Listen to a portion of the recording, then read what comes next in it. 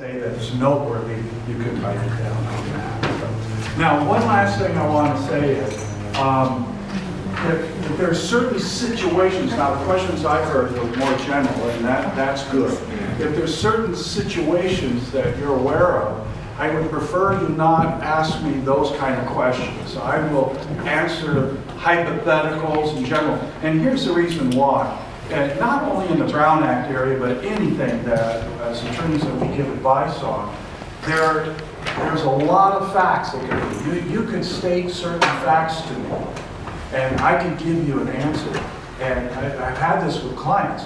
And then a little later, oh yeah, there was this, and it changes the answer 100%. So I can only give an answer to the facts you give me. And obviously, if you're not an attorney practicing in the area of the Brown Act, you wouldn't know what are the key facts to know. So anyway, we'll go from there. Can you put the next slide for me? All righty. Start and answer part of your question.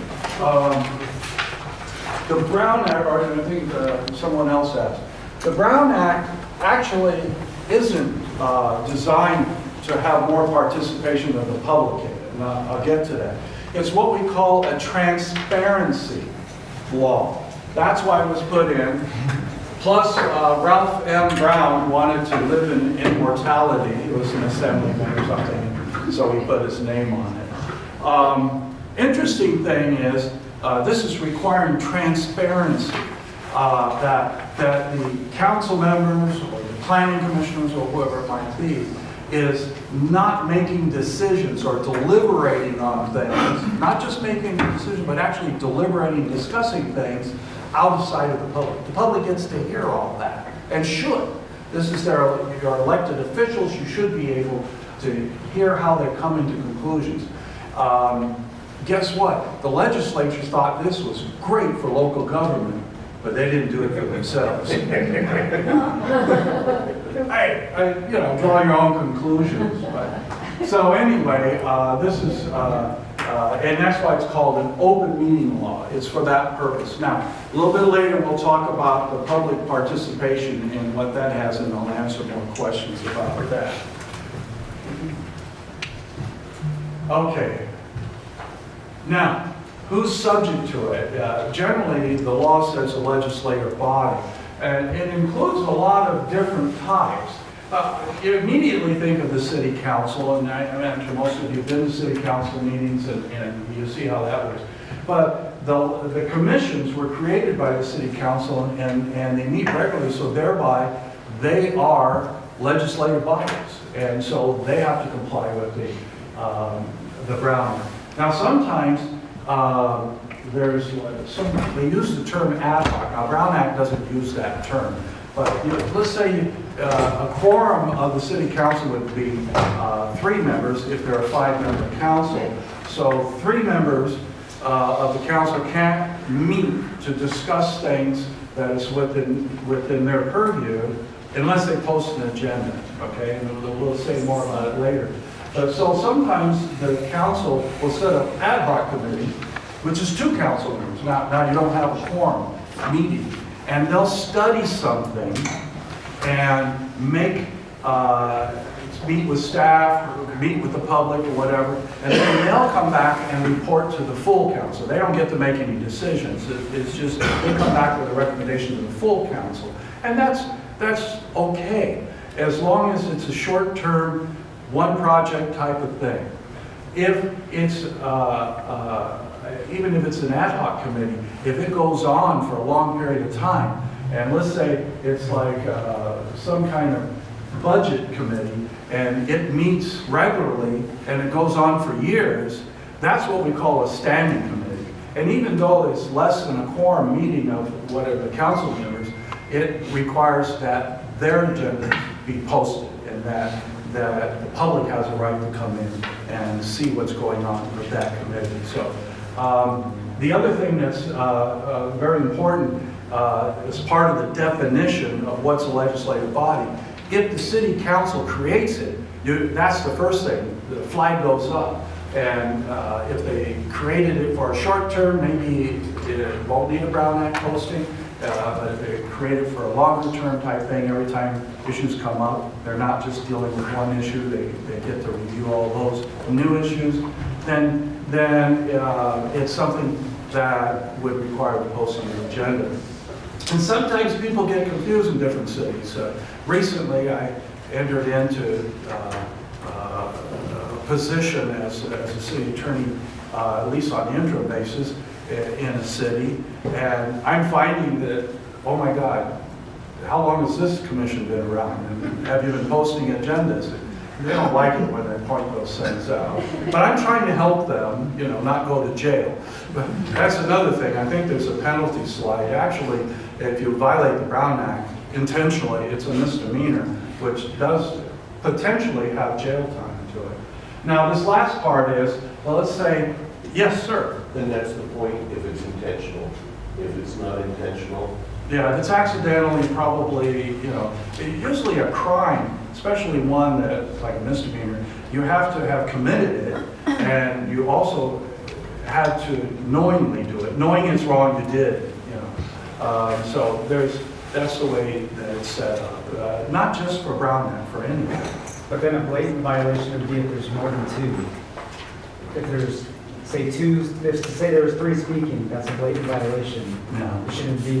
Meaning they had a meeting and there was no posted agenda? Yeah. Well, you know, new commissioners and city council members are required within 6 months of taking office to take the AB 1234 training, which I've also done. That's a 2-hour training. And it teaches them all these things. So it's hard for them to say, I didn't know or I didn't do it intentionally. And I think a lot of people come in already know the quorum rules. So if I'm approached and told, look, this has been happening, I'll go and tell them, you know, because I want to make sure my client doesn't get into trouble. And most of the times when I see some Brown Act violation, not all the time, but most of the time it's accidental, you know, because there gets to be so many rules. We'll go over some of them. What was that AB you referenced? AB 1234. It's 1, 2, 3, 4. That's an Assembly Bill 1234. It's in the government code, and it requires, it was actually requiring that council members and so on keep track of their expenditures and verify them. But then there was this other section in it, which we all, us attorneys all remember, is that there needs to be that training. And then after the person's in there, 2 years later, you got to take it again, because there's usually updates. We have a PowerPoint presentation for AB 1234, and we're constantly updating it. We'll pull out the last one we did and we update it because there's changes. It also deals with conflicts of interest and stuff like that, and the FPPC, the Fair Political Practice Commission, is constantly updating theirs to make it simpler. And let me tell you, it just gets more difficult. And this is only applicable in California? Yes, it's California law. Newly elected, that was something, or newly appointed members. Once you're appointed or elected, the Brown Act applies to you immediately. So, like, let's say you just got elected, maybe you haven't even been sworn in yet, and you start talking to 2 other council members, let's say it's council. That's wrong, because the Brown Act already applies to you. Generally, when I'm in that situation, I make sure that I meet immediately with the newly elected people, give them some, you know, sometimes I sit there and talk to them what the legal issues are in the city or what things are going on, but I work in the Brown Act and so that they don't get into trouble. That's a terrible way to start out your tenure. Yes? So just to clarify, so if let's say there's 4 council members in a, I don't know, for a gathering or something like that, if they're there in one particular place, as long as they're not discussing anything related to the city or any type of that discussion, but just being there to say a birthday party or whatever for somebody that they have in common, is that acceptable? Yes.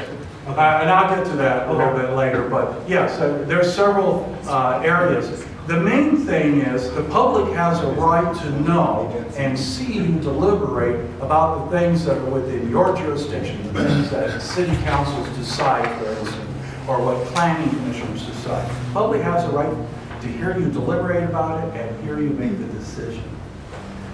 Okay, Question. Maybe I should go to another slide. Yes, go ahead. When is a body allowed to have a closed door?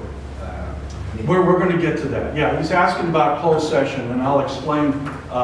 We have a slide that even shows some of the types of closed session items, and I explain why that is allowed. Oh, there we go.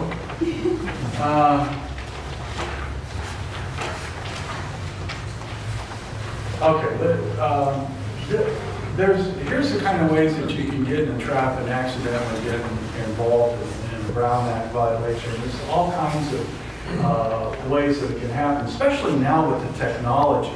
Did you know that the Fair Political Practice Commission, which we usually just call FPPC, they haven't caught up with technology. They're busy redoing their rules, but they put some out for technology, they haven't. So as attorneys, as you know, we practice law.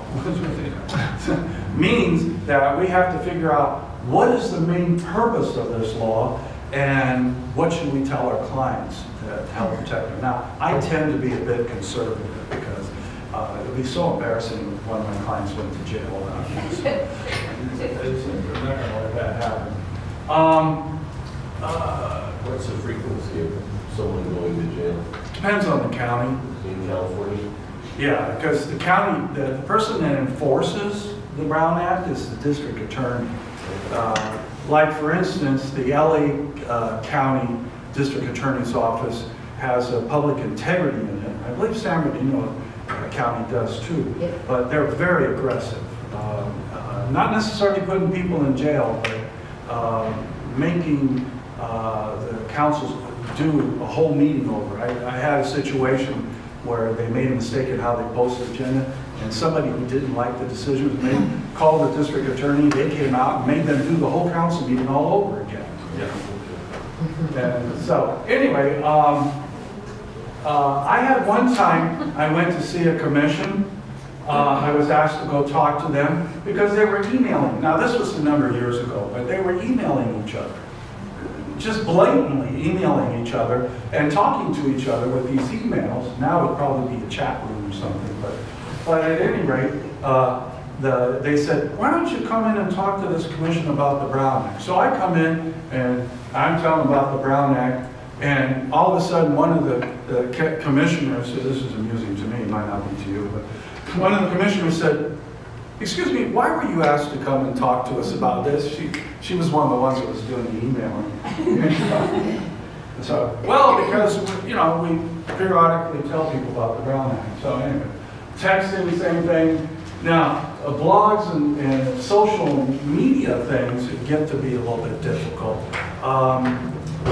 Because if two people are chatting back and forth on a blog, and there are two council members, that's not a problem, but, the FPPC hasn't decided, well, what if there's a third one listening to that, I generally recommend to my clients, don't do it, but there's a compulsion to do it. So I say, well, one time a council member called me up and said, there's two my colleagues, they're talking on the social media about something that we're going to be making a decision on. And I said, she said, and the person who runs the blog is asking me to give my opinion. I said, it's right that you called me. Don't do it. Don't get involved. Yes. So the question, made ourselves districts in Upland. This specific district councilman would be more of the appropriate representative to bring that up to the council? Yeah, that would be true, but I want to go back to what he's talking about is how could they set a special meeting without discussing it, okay? The answer is that the mayor can call a special meeting or a majority of the council can. And the Brown Act has an exception that if all you're doing is calling a special meeting, you may talk amongst each other about calling a special meeting. You do not get into the merits of the issue. There has to be a reason for a special meeting. Yeah. Well, you say it in general terms, but you don't discuss it. You say, there's a traffic problem on First Street, and I think we need to set a special meeting. It's urgent that we get to it. And that's as far as you say. You don't discuss anything else. You could set a special meeting. Vague and ambiguous. not Well, specific. Yeah, you don't want to get into debating it, and then you are violating the Brown. Maybe even not say a problem, an issue. Excuse me? Say it's an issue, not a problem. If you say it's a problem, then there's something to be. Now, this man is splitting hairs. Yeah. Okay, let me see what, a serial meeting is where council member A talks to council member B, and they discuss an issue that's coming before the next council meeting. Then council member B goes and talks to council member C. That's a serial meeting, and it's a, hey, I was talking to A, he thinks this is a good idea, and you're in violation of the law. Well, obviously, telephone, and any kind of informal discussions. I used to represent a city where after the council meetings, the city manager and the city clerk would go out to the Pancake House or one of the places, have some coffee and dessert, and sometimes the council members would come and they would debrief what happened at the council meeting. And they invite me to come along, so I'm sitting there, oh my goodness. But generally, there was only two, so I,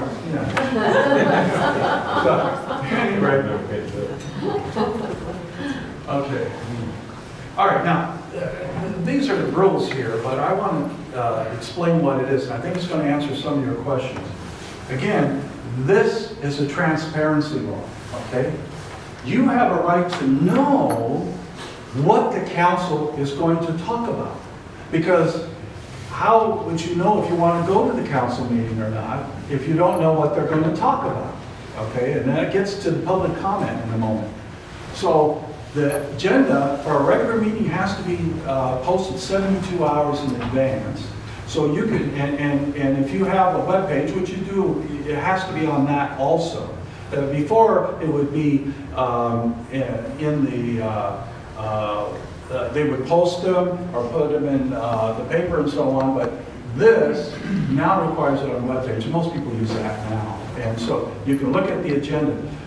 It actually says in the Brown Act that you're supposed to give a general description, a description enough that if somebody that is interested in it would get the hint that that's going to be discussed. And they say maybe 20 words or whatever. Yesterday I looked at an agenda for a city and they had this whole long thing. It must have been 60 words. And I looked at it and I said, well, that's a little bit long. And then I read it and said, oh, what the heck, the public will know everything. So you overdid it, what the heck? You're not going to get in violation of the Brown Act, you tell them more information. So that's what happened. Now, the special meetings that you're talking about is a little bit different rule. The 72-hour rule is for the regular meetings. You can set a special meeting, and then there's several rules that go with that. First is you have to tell the newspaper, anybody who's asked to be notified of a special meeting, there's a list the city clerk will have. They have to give them all special notice. Of course, you do have to give the council members notice of the meeting. So in the case the mayor called it and the other ones don't know about it, they all have to be served 24 hours in advance. And so, and then you can have your meeting. Once you have your meeting, that meeting, you can't add anything to the agenda. There's no late adding anything to the agenda. And you can only discuss the items that are on the agenda. And generally, the public comment for those will not allow comments about anything other than what's on the agenda. Okay. And so anyway, that's the way that works out. For an emergency situation, or could it be? There is another rule, I haven't actually ever seen the city use it, but there is an emergency type situation. Let's say I have a terrible windstorm and there's an emergency. But that even is covered by other things that could be handled administratively. Yes, ma'am? So point 4 up there, the nothing one, does it apply to point 1 and point 2, or does it only apply to point 2, special meetings? Okay, yeah, this is, okay, we'll just segue because there was a question about public comment, okay? And that's where this point is talking about. So when you come in, and there's been some frustration, I understand, but if you come up and say, let's say it's the street, it's not on the agenda, so you come up and say, we're having a problem on First Street, that people are going zooming down at 80 miles an hour, we need road bumps or whatever, whatever it is. So you make that comment. You'd like to hear the council say, oh yeah, well they can't. Now, why is it that they can't comment on it? Because the rest of the world wasn't given notice that they were going to talk about First Street. None of the people on First Street were told that they were going to be talking about First Street. So that is a lack of transparency. And so that's why, and then I got that point, I think is the most important point, but also talk about subject matter jurisdiction. Which means if you come in and say our schools are crummy and we got to do something about it, that's not in the subject matter jurisdiction of the city council, that's in the subject matter jurisdiction of the school board, you see. So the comments and public comments are supposed to be only about things that the city council can do something about. I've seen the city councils here and otherwise will allow a little bit of freedom in that area.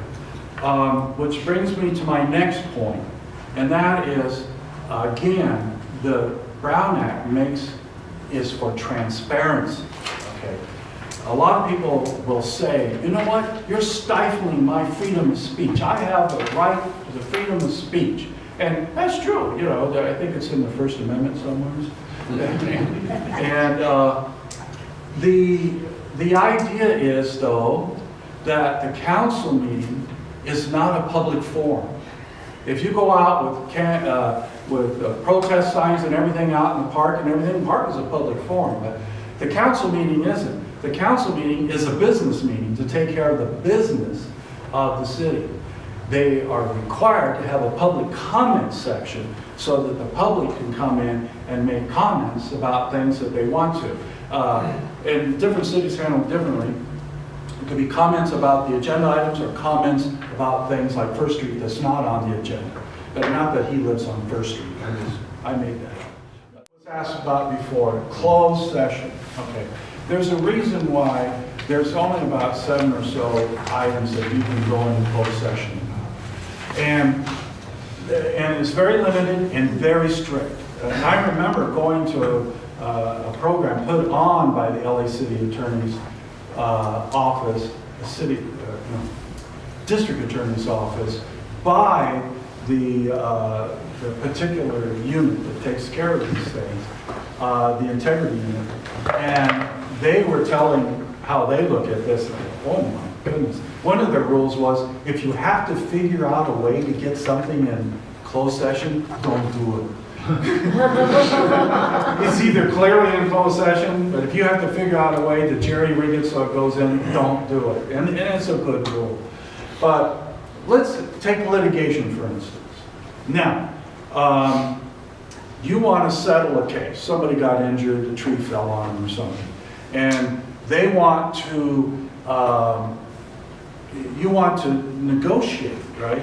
Now, the reason why you have closed session is if you did an open session and the council says, settle it between this number and this number, well, somebody in the public might be the one that is suing that, right? And so you put the city at a disadvantage by making them do that in the public context. So litigation has to be done in closed session if you're discussing things that would put the city at a disadvantage. And usually you go into litigation for settlement purpose to talk about that. Real estate negotiations is interesting. You can only go in to closed session to discuss the price and the terms of payment. And they're very strict about that, of real estate negotiations. Now, why do I say that? Well, you think, well, what else would you go in? You know, you say, all right, we'll pay this much for the property, you don't want the other side to know. But there's another thing. The perfect example is the city of San Diego. They have that beautiful stadium down there. And this is a few years back. But they went into closed session to discuss the new stadium. Well, what did they do? They looked at renderings and started talking about what it should look like. You know, we should have more trees or whatever. You know, they discussed that and they got nailed on it. And so now we know that we can't do that. It's only price and term. Public employment there is a confidentiality if somebody is employed by the city. Public employment, the council, for instance, they only hire a couple of people. They don't, for instance, they hire the city manager. So they can discuss that. The city manager is a direct report to the council. But then the city manager hires everybody else, with a few exceptions. A lot of cities hire, the council hires the city clerk, or the council hires the fire chief or police chief or whatever. But generally, all the rest of the employees are under the purview of the city manager. So there's only a few that they can discuss about hiring, appointing, and stuff like that. City attorney is another one that the city council does. And so you can go in on public employment like this. Now, let's say some person down the chain of command, a council member, gets irritated about that person and wants to discuss that, you know. Or they fire somebody, and it was a friend of the council member, and they want to go into closed session and discuss that. They can't, because that person doesn't report to them. Only people that report to them can they do. So, you know, maybe some of that's important for you or not, but anyway, I just start gabbing, I keep going. Anyway, labor negotiations. Now, you can see the beauty of why you have to go into closed session for labor negotiations. Is the same thing. You say, well, offer them this or offer them that. If they're sitting in the audience, they'll know how much authority you have. I had a case, the city will remain nameless, but there was a big case that involved police officers and sexual misconduct and the whole thing. And there was a leak from closed session. And when our people would go to negotiate, they would not settle because they knew what was being said in closed session about the case. So they wouldn't settle, and my partner at the time, in the previous law firm I was in, he was frustrated. They wouldn't accept. So one night, the council sat in closed session and says, okay, this is our bottom line number. We're not going to go any further than that. And all five of them said, that's it. So my friend goes to talk to them. Oh my goodness, they settled. Because they knew that was the most money they're going to get. Another reason why you want to go in and discuss these things in closed session, except for somebody leaked that. And that's unfortunate. It's also a way to lose your position. The only people that let's just talk about the city council now. The city council's boss is the public. So only the public can fire a councilman. Okay, and it's called a recall, right? However, if you violate, and there's probably a couple others, but I'm talking about the Brown Act today. If you violate the confidentiality of that meeting, then that closed session item, you can lose your position as a council member. The grand jury has the power to take it away from you. Okay. Now, if something is happening in closed session that's illegal, any council member has a right, and maybe even an obligation, to go to the district attorney and tell the district attorney that there was a violation of the Brown Act. And that's happened. And then what happens is the district attorney gets involved in it, and then pretty soon the council has to take minutes of their closed sessions, and then those minutes are turned over to the district attorney so they can monitor and make sure they're not cheating again. So anyway, I've gone off on a tangent. Mr. Brown, real Yes. quick question. Who determines whether there are minutes in a closed session? It would be the district attorney. Now, I mean, for a city council, when they have closed sessions, who regulates whether there are minutes for that closed session or not? okay, if the district attorney hasn't enforced it for some reason, the council can decide that there would be minutes of the closed session. But those minutes should be taken by somebody that's in the Like closed the session. city clerk? Yeah. Well, no, the city clerk is not in closed session. And so they would have to figure out a way to take those, and then those would have to be securely, public can't see those, and no one else who wasn't in closed session can see those minutes. Right. Now, I've been in council meetings where I wish the heck they would have taken minutes, I remember one time, negotiations were going on, labor negotiations, and the council couldn't finish it at the beginning of the meeting, so they came back afterwards. Okay, we're sitting in there, it goes past midnight and 1 o'clock, and they're making decisions, and they made the decisions. I heard them make the decision. They had a labor negotiator there from another law firm who heard them make those decisions. Okay, and this is after the point of no return, after midnight, right?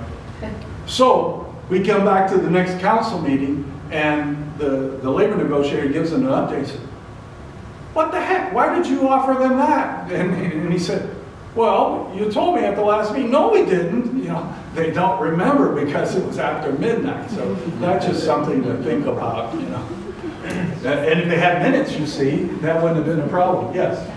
Can you go back to when you talked about public employment, about the hiring?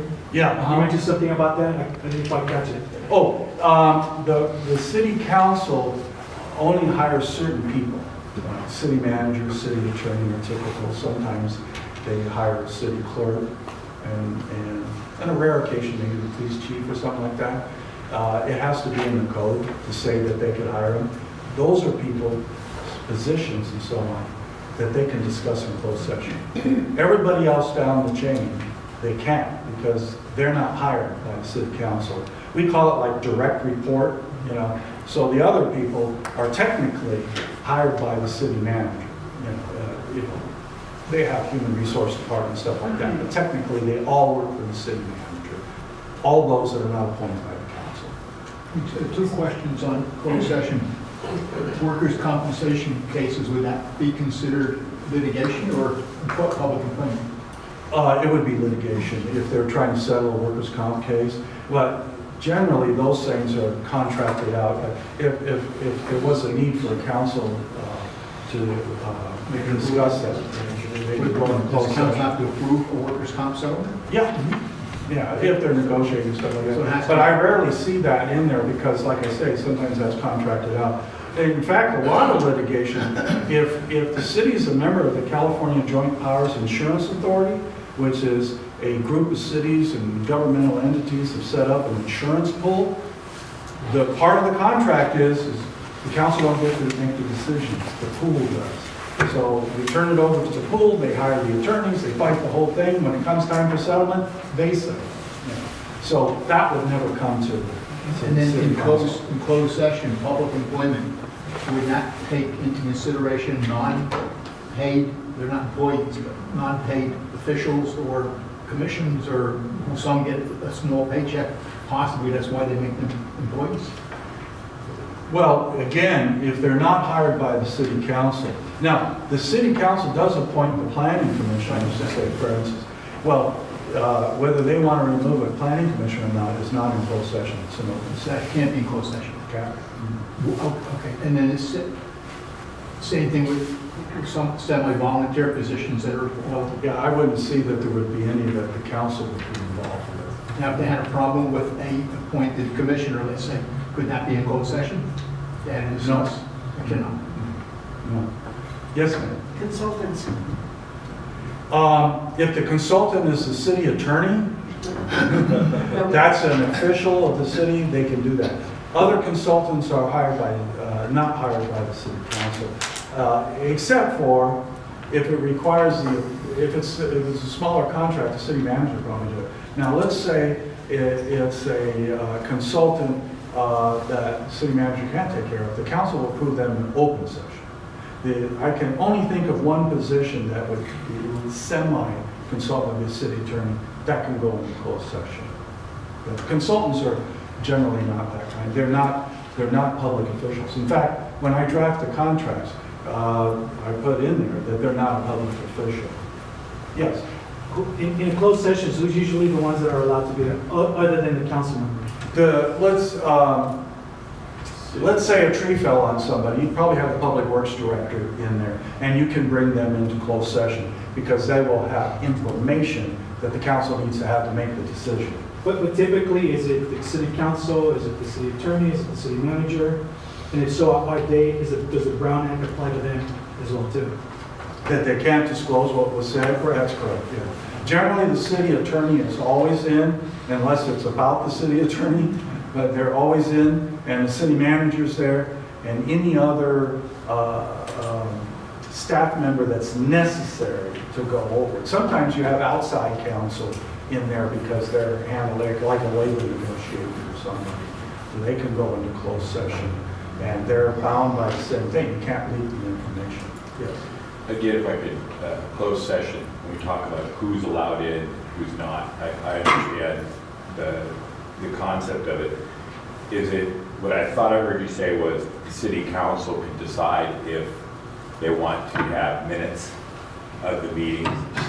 Is there anything inappropriate with saying during closed session, if the city clerk, who normally takes minutes of an open session meeting, will be present during the closed sessions, and subsequently, I realize not taking and doing a dialogue, but minutes, briefings of the closed session, is it appropriate for the city council to say, from this point on, we want to have minutes, and we would like to ensure that the city clerk is present.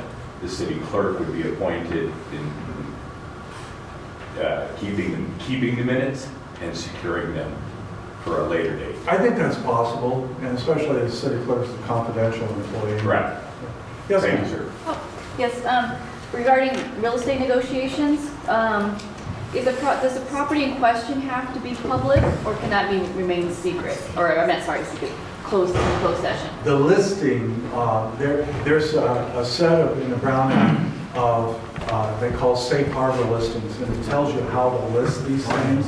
If it's real property, you're required to say the address of the property, you're required to say who the city negotiator is, you're required to say who the negotiator for the person you're negotiating with, that owns the property or whatever. And you have to list all those things. And then the last thing you list is what is to be discussed, price and terms of payment. Okay, that's all has to be public. Yeah, it's on the agenda. It's on the Okay. agenda. It has to be. agenda. There are certain things that sometimes in litigation areas, anticipated litigation or something like that, like where the city's planning to sue someone, and they feel that it would be problematic to tip them off, you probably wouldn't put the name. You can say one potential case and discuss it, because they'll void service or something, and they don't know they're going to be sued. So it's like it's just a general sale of public land. Another thing that happens that I might add is sometimes there's a temptation. Let's say the city council goes into a closed session to discuss labor negotiations, and the labor negotiations is with one person, unrepresented, means they're not in a union, and it happens to be the city manager. Sometimes they would like to invite the city manager to come into closed session so they can talk turkey, right? Wrong. The only reason why you're allowed to go into closed session to discuss it is so the person you're negotiating with doesn't know what authority you have. So many times I found myself in the unfortunate position of being the labor negotiator with the city manager. So the city council gives me direction, I go talk to the city manager, blah, blah, blah. Yes. So after a real estate negotiation is closed, then that information have to become public. Oh yeah, once the sale goes through, it becomes public. Or a labor negotiation or anything. Yeah. What happens is they give direction. And they say, okay, if they'll settle for that piece of property for $3 million, do it. So what they'll do is just give direction. No final decision, they just gave direction. They go out and they say, okay, we'll sell it to you for $3 million. Then they bring it back at a subsequent council meeting on open session to approve the contract.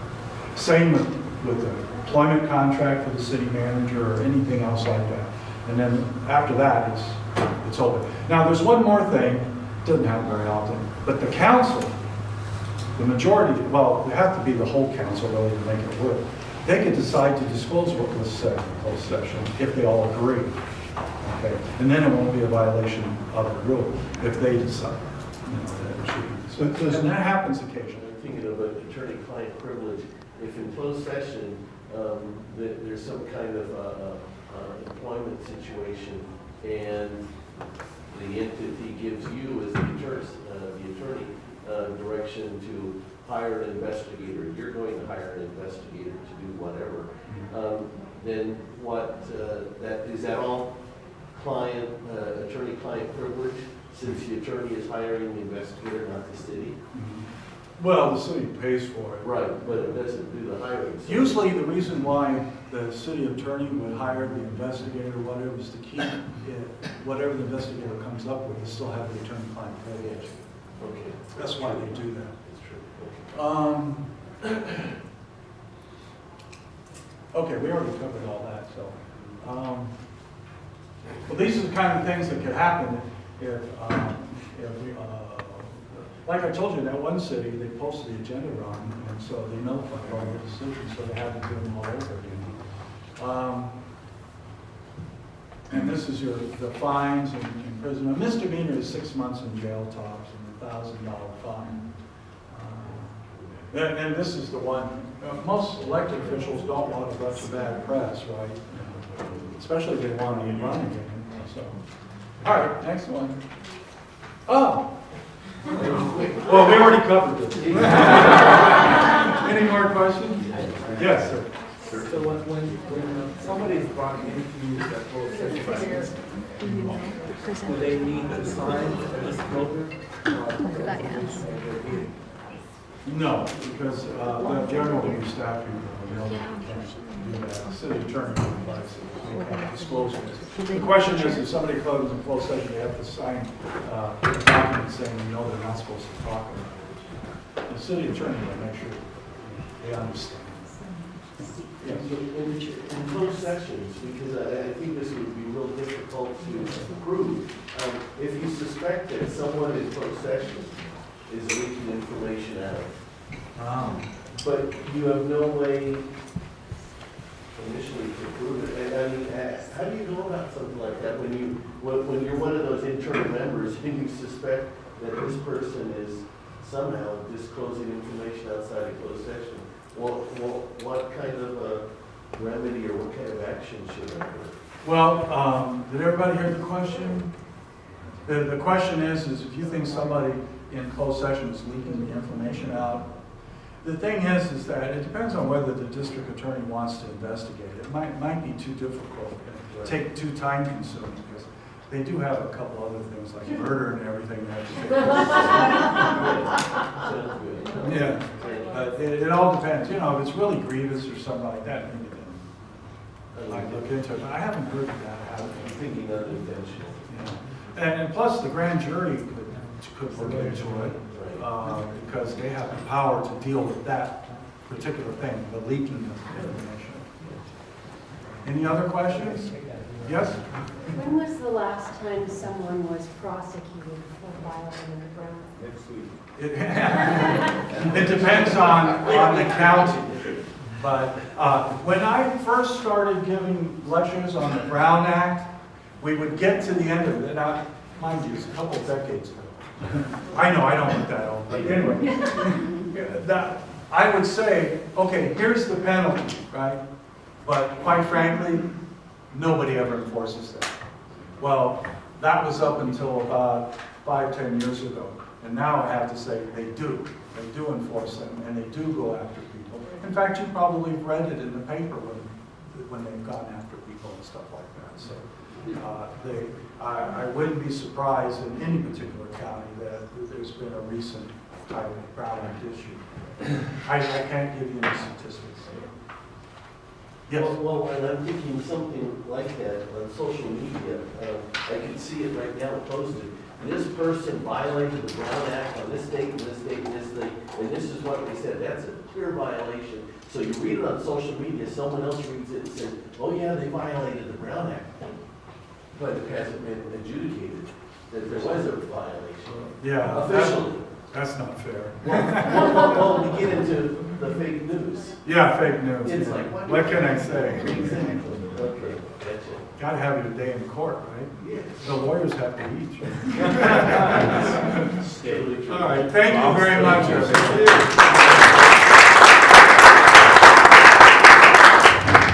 Okay, before you leave real quick, I want to give you a commercial for our next workshop. We have a flyer back there, and it is in April. We are having a workshop that's going to be presented. It's on economic development and the challenges we face. We want people to understand what it means to